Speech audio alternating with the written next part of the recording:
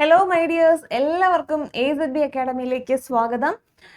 അപ്പോൾ നമ്മുടെ ഒക്ടോബർ 1 പ്രധാനപ്പെട്ട കറണ്ട് അഫയേഴ്സുകൾ ഏതൊക്കെയാണ് നമുക്ക് നോക്കാം. ഫസ്റ്റ് പോയിന്റ് എന്താണ്? Nirmala Sitharaman to inaugurate 4th Kautilya economic conclave in New Delhi. അപ്പോൾ 4ാമത് കൗടില്യ ഇക്കണോമിക് കോൺക്ലേവ് ആരാണ് ഇനോഗ്രേറ്റ് ചെയ്ത്? നമ്മുടെ finance minister Nirmala Sitharaman inaugurate ചെയ്തു.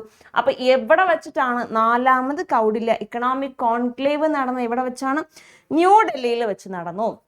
അപ്പോൾ ഈ വർഷത്തെ കൗടില്യ എക്കണോമിക് കോൺക്ലേവിന്റെ തീം എന്ന് പറയുന്നത് seeking prosperity in turbulent times ആണ്. ആൻഡ് ഇത് ഓർഗനൈസ് ചെയ്തത് ഇൻസ്റ്റിറ്റ്യൂട്ട് ഓഫ് ഇക്കണോമിക് ഗ്രോത്ത് ആണ് ഇത് ഓർഗനൈസ് ചെയ്തത്. അപ്പം ആരുമായിട്ട് പാർട്ട്ണർഷിപ്പ് ചെയ്തു?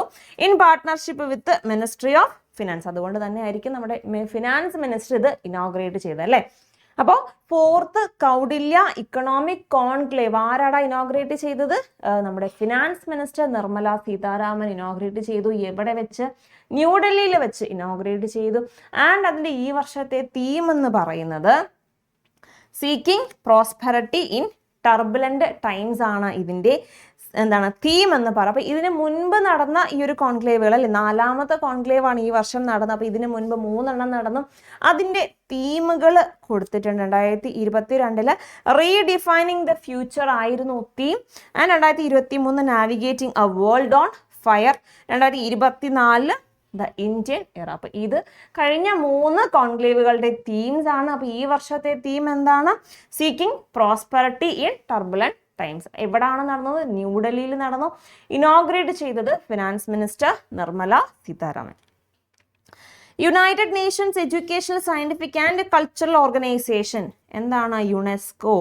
അപ്പൊ UNESCO adds Himachal Pradesh cold desert biosphere reserve to its world network of biosphere reserve.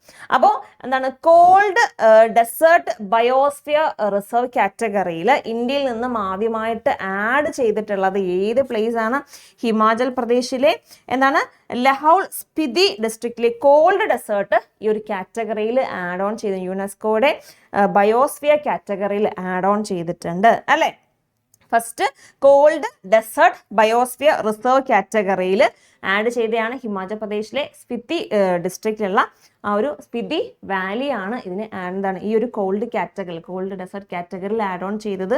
Himachal പ്രദേശിലെ സ്പിതി വാലി, സ്പിതി ഡിസ്ട്രിക്റ്റിലെ സ്പിതി വാലി റീസെന്റ് ആയിട്ട് യുനെസ്കോ സൈറ്റിലേക്ക് ആഡ് ഓൺ ചെയ്തിട്ടുണ്ട്.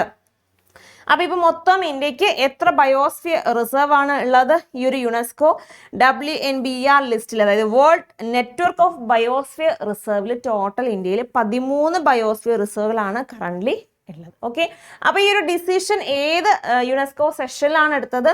37th session of UNESCO's international coordinating council of the man and biosphere. അപ്പോൾ പാരീസിൽ വെച്ച് നടന്ന യുനെസ്കോയുടെ MAB സെഷനിലാണ്, 37th MAB സെഷനിലാണ് ഈ ഒരു സ്പിതി വാലിയെ റിസർവ്ഡ് ലിസ്റ്റിലോട്ട് ആഡ് ചെയ്യുന്ന ആ ഒരു ഡിസിഷൻ എടുത്തത്. 37th യുനെസ്കോ MAB സെഷനിൽ വെച്ചിട്ടാണ് ഈ ഒരു ഡിസിഷൻ എടുത്തത്. India smart phone export US surge 148% in August. അപ്പോൾ ഇന്ത്യയുടെ ഒരു സ്മാർട്ട് ഫോൺ എക്സ്പോർട്ട് അതിൻ്റെ ആ ഒരു പെർസെൻറ്റേജ് നല്ല രീതിയിൽ അത് ഹൈക്ക് ചെയ്തിട്ടുണ്ട്. അപ്പോൾ എത്ര പെർസെൻറ്റേജ് ആണ്? 148% ആയിട്ട് വളരെ വലിയൊരു ഒരു സർജാണ് ഉണ്ടായല്ലേ.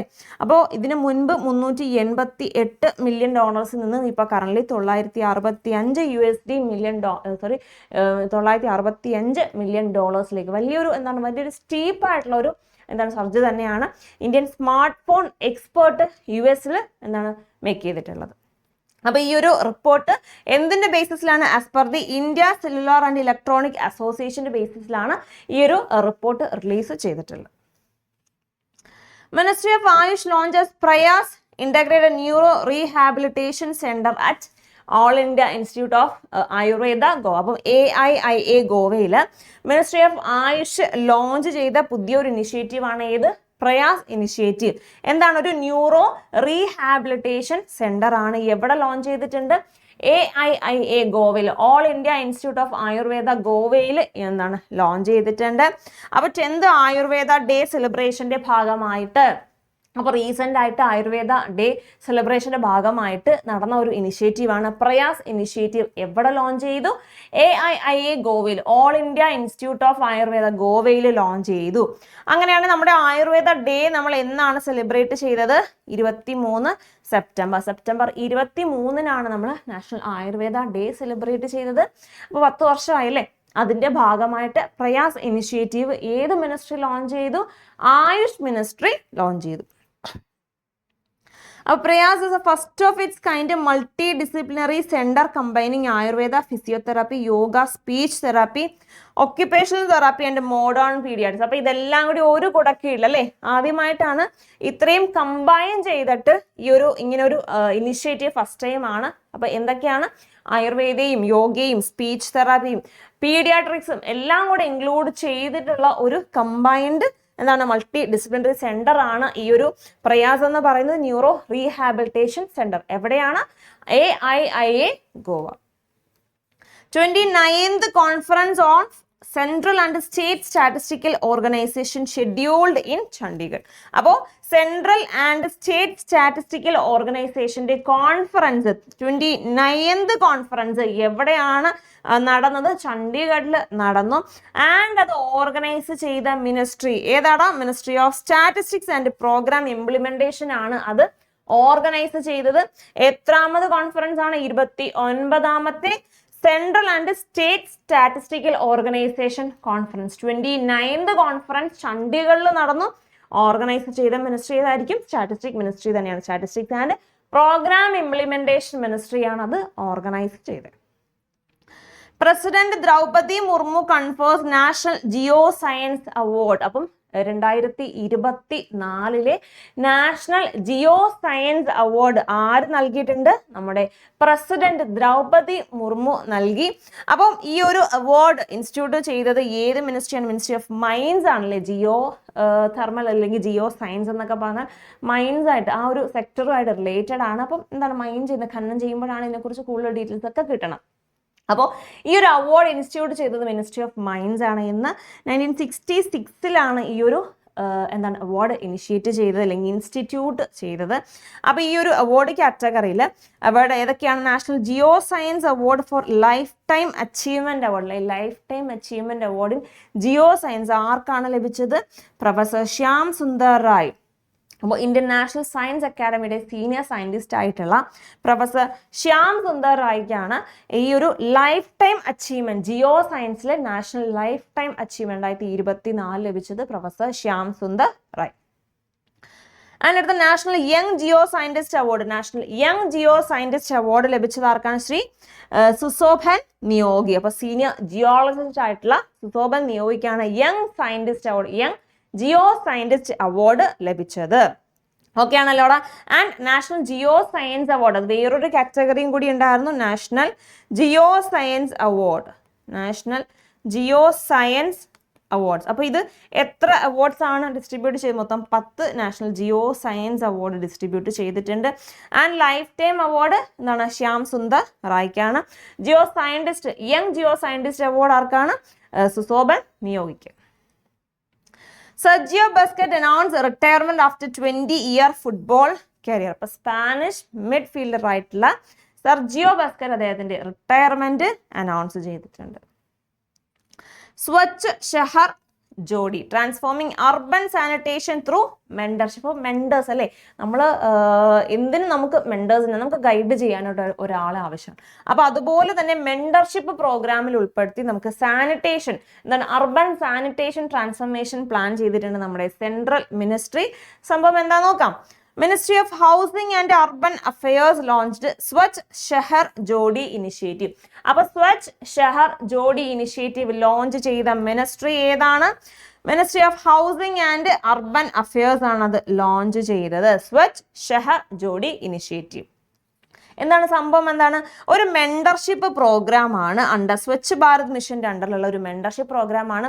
അപ്പൊ ഈ ഒരു എന്താണ് ഈ സ്വച്ഛ് സർവേക്ഷൻ റാങ്കിങ്ങിൽ മുന്നിൽ നിൽക്കുന്ന സിറ്റികൾ, എത്ര സിറ്റികളെ? 72 സിറ്റികളെ മെന്റേഴ്സ് ആയിട്ട് തിരഞ്ഞെടുക്കും. 72 സിറ്റീസിനെ മെൻഡേഴ്സ്, അതായത് ഗൈഡ് ചെയ്യാനുള്ള, ലീഡ് ചെയ്യാനുള്ള ആളായിട്ട് തിരഞ്ഞെടുക്കും. ഇതിന് അണ്ടറിൽ നിൽക്കുന്ന എന്താണ് അവർ മെൻഡർ ചെയ്യാനുള്ള സിറ്റീസിന്റെ ഒരു ലിസ്റ്റും തയ്യാറാക്കും. എന്നിട്ട് ഓരോ സിറ്റീസിനും മെൻഡേഴ്സിനെ അലോട്ട് ചെയ്ത് കൊടുക്കും. അപ്പൊ അവരുടെ ഗൈഡൻസിൽ എന്താണ് ഈ ഒരു സ്വച്ഛത എന്താണ് എയിം ചെയ്യുകയാണ് ഈ ഒരു ഇനിഷ്യേറ്റീവിന്റെ പ്രധാന മോട്ടോ എന്ന് പറയുന്നത്. സോ 72 മെൻഡർ സിറ്റീസ് ഉണ്ടായിരിക്കും, അതുപോലെ തന്നെ 200 മെൻഡി സിറ്റീസ്. അപ്പൊ ആരെയാണോ ഗൈഡ് ചെയ്യാനുള്ളത് അവരെയാണ് മെൻഡീസ് എന്ന് പറയാം. അപ്പൊ 72 മെൻഡർ സിറ്റീസും ഉണ്ട്, 200 മെൻഡി സിറ്റീസും ഉണ്ടായിരിക്കും. ഈ ഒരു മെൻഡർ സിറ്റീസ് ലോ പെർഫോമിംഗ് ആയിട്ടുള്ള സിറ്റീസിനെ ഗൈഡ് ചെയ്ത് അവരെ ആ ഒരു ട്രാൻസ്ഫോർമേഷൻ ലെവലിലേക്ക് കൊണ്ടെത്തിക്കും അല്ലെ. അപ്പൊ എന്താണ് സ്വച്ഛ് ഷഹർ ജോഡി ഇനിഷ്യേറ്റീവ്? ഏത് മിനിസ്ട്രിയാണ്? ഹൗസിംഗ് ആൻഡ് അർബൻ മിനിസ്ട്രിയുടെ ഇനിഷ്യേറ്റീവ്.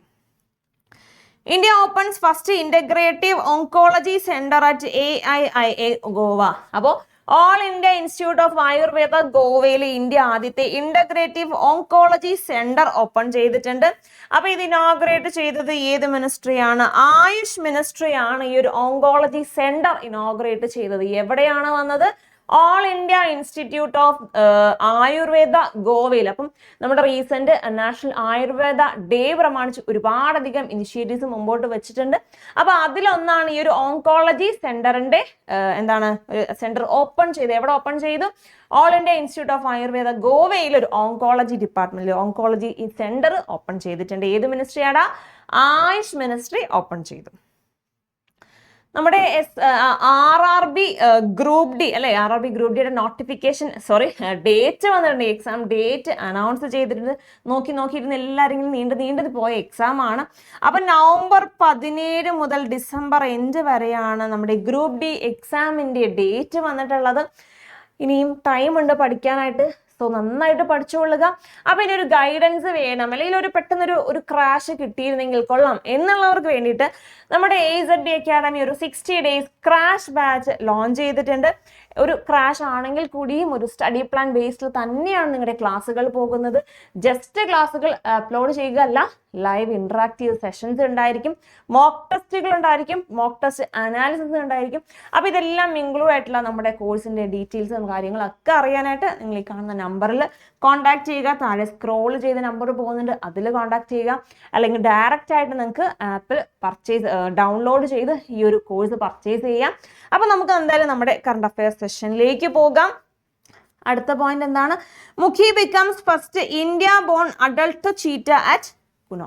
അപ്പൊ കുനോ നാഷണൽ പാർക്ക് എവിടാടാ? കുനോ നാഷണൽ പാർക്ക് എവിടെയാണ്? മധ്യപ്രദേശിലെ കുനോ നാഷണൽ പാർക്ക് അല്ലെ. മധ്യപ്രദേശിലെ കുനോ നാഷണൽ പാർക്കിൽ ജനിച്ച ആദ്യത്തെ Indian born cheetah adult age ആയിട്ട് എത്തിയിട്ടുണ്ട്. അഡൾട്ട് ഏജിൽ അല്ലെങ്കിൽ അഡൾട്ട്ഹുഡിൽ എത്തിയിട്ടുണ്ട്. സോ അതിന്റെ പേരാണ് മുഖി, ഇന്ത്യൻ ബോൺ ചീറ്റ. അപ്പൊ എവിടെയാണ് ഈ ഒരു മുഖി ജനിച്ചത്? നമ്മുടെ മധ്യപ്രദേശിലെ കുനോ നാഷണൽ പാർക്കിൽ ജനിച്ച മുഖി അതിന്റെ അഡൾട്ട്ഹുഡ് റീച്ച് ചെയ്തിട്ടുണ്ട്. സോ ഇന്ത്യ ഇപ്പോ 27 ചീറ്റാസ് നമ്മുടെ രാജ്യത്തിൽ വംശനാശം സംഭവിച്ചുകൊണ്ടിരിക്കുകയാണ്. അപ്പൊ ഇന്ത്യ അത് മേക്കപ്പ് ചെയ്ത് ഇപ്പൊ കറന്റ് 27 ചീറ്റാസ് നമ്മുടെ രാജ്യത്തുണ്ട്. ഇതിൽ 16 നമ്മുടെ നാട്ടിൽ തന്നെ, അതായത് നമ്മുടെ രാജ്യത്ത് തന്നെ ജനിച്ച 16 ചീറ്റാസ് നമ്മുടെ നാട്ടിൽ തന്നെയാണ് ജനിച്ചത്. ഇനി കൂടുതൽ അതിന്റെ നമ്പേഴ്സ് കൂട്ടാനായിട്ട് ആഫ്രിക്കയിൽ നിന്നുമൊക്കെ ചീറ്റയെ നമ്മുടെ നാട്ടിലേക്ക് കൊണ്ടുവരുന്നുണ്ട്. So Mukhi India's first India born ചീറ്റയാണ്. ഏത്? മുഖി. ഏത് നാഷണൽ പാർക്കാണ്? കുനോ നാഷണൽ പാർക്കാണ്. എവിടെ? മധ്യപ്രദേശിലെ Kuno national park. Shirish Chandra Murmu appointed as RBI deputy governor. അപ്പോൾ RBIയുടെ ഡെപ്യൂട്ടി ഗവർണർ സ്ഥാനത്തേക്ക് ആരെ അപ്പോയിന്റ് ചെയ്തിട്ടുണ്ട്? ശിരീഷ് ചന്ദ്ര മുർമുവിനെ അപ്പോയിന്റ് ചെയ്തിട്ടുണ്ട്. എത്ര വർഷത്തേക്കാണ്? 3 വർഷത്തേക്കാണ് ഈ ഒരു അപ്പോയിന്റ്മെന്റ്. അപ്പൊ RBIക്ക് മൊത്തം എത്ര ഡെപ്യൂട്ടി ഗവർണേഴ്സ് ആണുള്ളത്? 4 ഡെപ്യൂട്ടി ഗവർണേഴ്സ് ആണുള്ളത്. അപ്പൊ 4ാമത് ഡെപ്യൂട്ടി ഗവർണർ സ്ഥാനത്തേക്ക്, അത് രാജേഷ് റാവുവിന്റെ പൊസിഷനിലേക്ക് ആരെ കൊണ്ടുവന്നിട്ടുണ്ട്? ശിരീഷ് ചന്ദ്ര മുർമുവിനെ കൊണ്ടുവന്നിട്ടുണ്ട്. Shailesh Chandra appointed as MD and CEO of Tata Motors. അപ്പൊ ടാറ്റ മോട്ടോഴ്സിന്റെ MD ആൻഡ് CEO ആയിട്ട് ആരെ അപ്പോയിന്റ് ചെയ്തിട്ടുണ്ട്? ശൈലേഷ് ചന്ദ്രയെ അപ്പോയിന്റ് ചെയ്തിട്ടുണ്ട്. അദ്ദേഹം ഏത് പൊസിഷനും കൂടി ഗൈഡ് ചെയ്യുന്നതായിരിക്കും. Also continue as MD of Tata passenger electric mobility Tata passenger ഇലക്ട്രിക്കിന്റെ മൊബിലിറ്റി പൊസിഷനിലും അദ്ദേഹം തന്നെ തുടരുന്നതായിരിക്കും. So MD and CEO of Tata motors ആരാണ്? Shailesh Chandra. Ojha RP Singh join BCCI senior selection committee. അപ്പം നമ്മുടെ BCCIയുടെ സീനിയർ സെലക്ഷൻ കമ്മിറ്റിയിലേക്ക് ആരെ സെലക്ട് ചെയ്തിട്ടുണ്ട്? Pragyan Ojha and RP Singh been appointed as the new selectors of BCCI senior men's selection committee. അപ്പം BCCI സീനിയർ മെൻസ് സെലക്ഷൻ കമ്മിറ്റിയിൽ ആരെ അപ്പോയിന്റ് ചെയ്തിട്ടുണ്ട്? പ്രഗ്യാൻ ഓജയും അതുപോലെ തന്നെ RP സിംഗിനെയും അപ്പോയിന്റ് ചെയ്തിട്ടുണ്ട്. അപ്പൊ ആരെയാണ് ഇവർ റീപ്ലേസ് ചെയ്യുന്നത്? Replacing S Sharath and Subroto Banerjee. അപ്പൊ ഇവരെ രണ്ടുപേരെയും റീപ്ലേസ് ചെയ്ത് ഓജ ആൻഡ് RP സിംഗിനെ BCCI മെൻസ് സെലക്ഷൻ കമ്മിറ്റിയിലേക്ക് അപ്പോയിന്റ് ചെയ്തിട്ടുണ്ട്. ഇന്റർനാഷണൽ ട്രാൻസ്ലേഷൻ ഡേ എന്നാണ് ഇന്റർനാഷണൽ ട്രാൻസ്ലേഷൻ ഡേ ആയിട്ട് സെലിബ്രേറ്റ് ചെയ്യുന്നത്. സെപ്റ്റംബർ 30 ഇന്റർനാഷണൽ ട്രാൻസ്ലേഷൻ ഡേ ആയിട്ട് ആചരിക്കുന്നത്. ഓക്കെ, അപ്പൊ നമ്മുടെ സെപ്റ്റംബർ 30 പ്രധാനപ്പെട്ട കറണ്ട് അഫയേഴ്സുകൾ എല്ലാം തന്നെ കവർ ചെയ്തിട്ടുണ്ട്. അപ്പൊ എപ്പോഴും പറയുന്ന പോലെ തന്നെ കറണ്ട് അഫയേഴ്സ് പഠിക്കുക, റിവൈസ് ചെയ്യുക, നന്നായിട്ട് റിവൈസ് ചെയ്യുക. വീക്കെൻഡ് ആണെങ്കിലും മന്ത് ആണെങ്കിലും റിവൈസ് ചെയ്ത് തന്നെ പഠിക്കുക. സോ വെറുതെ ഒരു 6-7 മാർക്ക് കൊണ്ട് കളയണ്ട. അപ്പൊ ഇപ്പോഴേ അതിനുള്ള ആ ഒരു പ്രിപ്പറേഷൻ നന്നായിട്ട് നടത്തുക. വരുന്ന എക്സാംസിനൊക്കെ നന്നായിട്ട് പഠിക്കുക. അപ്പൊ എല്ലാവർക്കും നല്ലൊരു ദിവസം നേരുന്നു. Thank you.